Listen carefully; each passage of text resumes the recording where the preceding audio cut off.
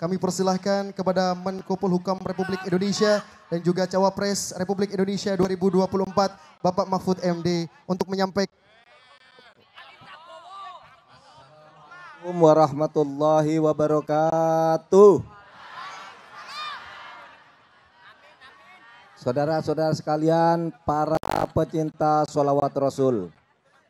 Malam ini kita semua bergembira, terutama saya. Sebagai salah seorang yang sekarang sedang didorong untuk diberi amanah menjadi calon wakil presiden Republik Indonesia. Saya datang ke sini tentu dengan berharap doa, sholawat, dan salam dari kita semua untuk Rasulullah agar semua urusan-urusan kita mengurusi negara Republik Indonesia ini bisa berjalan dengan baik dan Indonesia bisa menjadi baldatun thayyibatun wa rabbun ghafur. Malam ini saya sangat bergembira juga karena saya ditemani oleh orang-orang yang sangat penting perannya bagi masa lalu dan masa depan Indonesia. Bersama saya ada Bapak Kiai Haji Akil Siraj, Ketua Umum PBNU sampai 2 kali, bahkan saudara sekalian perannya sangat besar ketika menjadi Ketua Umum PBNU. Di tangan beliau pula undang-undang pesantren yang sekarang memfasilitasi kemajuan pesantren-pesantren di Indonesia. Ketika beliau menjadi Ketua Umum PBNU diusulkan kepada pemerintah dan berhasil, sehingga di Indonesia ini kaum santri mempunyai undang-undang dan mempunyai tempat yang jelas di dalam mosaik ketatanegaraan dan ketatapemerintahan di Republik Indonesia. Di tangan Kiai Akil Siraj pula kita kemudian mempunyai Hari Santri Nasional. Karena Hari Santri Nasional tanggal 22 Oktober yang harus diperingati setiap tahun itu dulu diusulkan oleh PBNU ketika Kiai Haji Akil Siraj itu sedang menjadi Ketua Umum PBNU. Kiai Akil Siraj pula yang dulu kemudian menjadi duta Islam, duta tokoh-tokoh Indonesia yang mewakili dunia Islam sehingga namanya pernah bercokol di dalam 10 besar tokoh-tokoh Islam di dunia sampai beberapa kali. Sehingga beliau ini sangat pantas di masa lalu maupun di masa depan. Tidak resmi maupun resmi akan terus menjadi wajah Islam Indonesia di dunia internasional.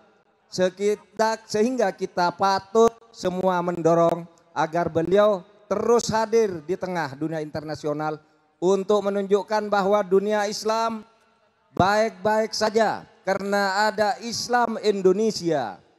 Islam yang dikembangkan di Indonesia sesuai dengan kebutuhan perdamaian dunia. Yang itu nanti akan disuarakan dan sudah selalu disuarakan oleh Kiai Haji Akil Siraj. Saya juga ditemani oleh beberapa tokoh nasional. Ada Bapak Haritano Sudibyo yang mengembangkan berbagai kegiatan-kegiatan keagamaan dan kemanusiaan melalui perusahaannya yang besar dan melalui media-media yang dimilikinya.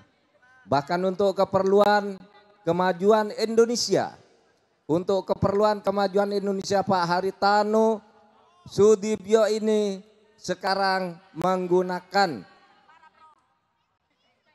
kedudukannya dan kemampuannya untuk mendirikan sebuah partai yang diabdikan kepada Negara Kesatuan Republik Indonesia yaitu Perindo.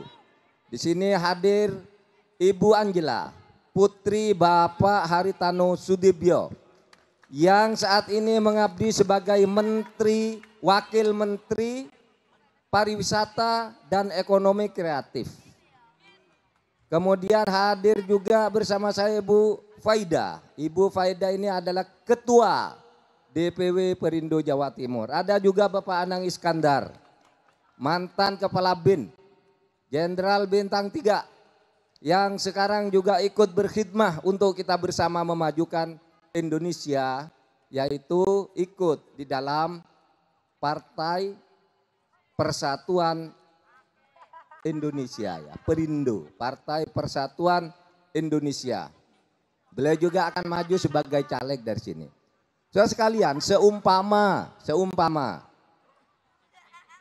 Pak Mahfud itu nanti betul mendapat amanah sebagai wakil presiden, apa yang akan dilakukan? Yang akan dilakukan banyak sekali.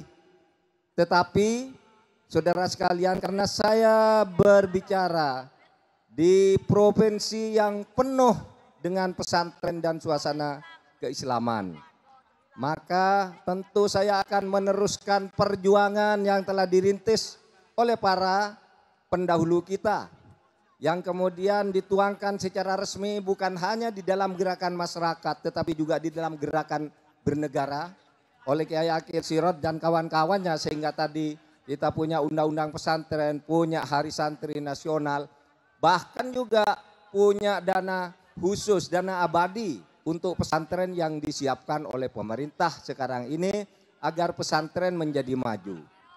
Saya juga mengumumkan di berbagai tempat, ciri khas pesantren adalah guru-gurunya yang ikhlas. Guru-gurunya yang ikhlas tidak mendapat gaji yang selayaknya pada umumnya. Bahkan sebagian besar juga kalau tokoh-tokoh pesantren itu tidak mendapat gaji sepeser pun.